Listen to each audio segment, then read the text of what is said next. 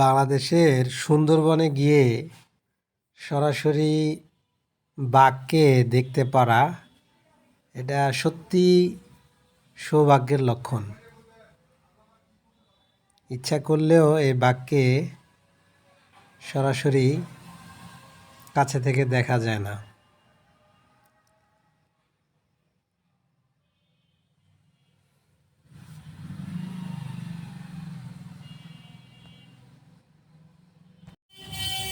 সুন্দরবনে বাঘ সবসময় শিকারের খোঁজে ঘাপটি মেরে জঙ্গলের ভিতরেই থাকে।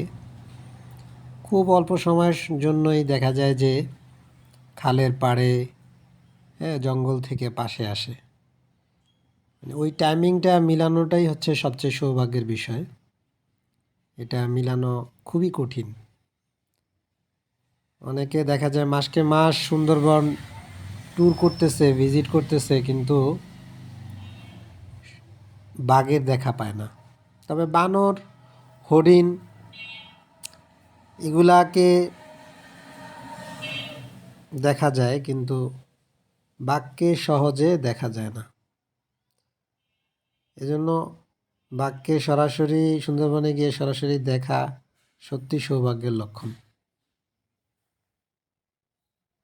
আপনারা সুন্দরবনে গিয়ে সরাসরি যদি বাঘ দেখতে চান, তাহলে আমার একটা পরামর্শ থাকবে, আপনারা ট্রলারটা সন্ধ্যা নাগাদ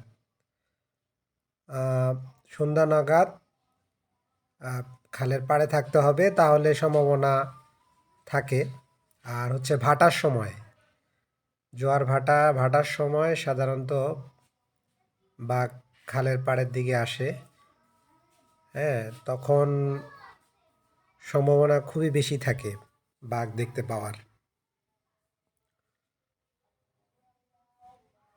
আসলে পরিকল্পনা থাকলে, পরিকল্পনা অনুসারে যদি সুন্দরবন ভিজিট করা যায়, তাহলে অবশ্যই বাঘের দেখা পাওয়া যাবে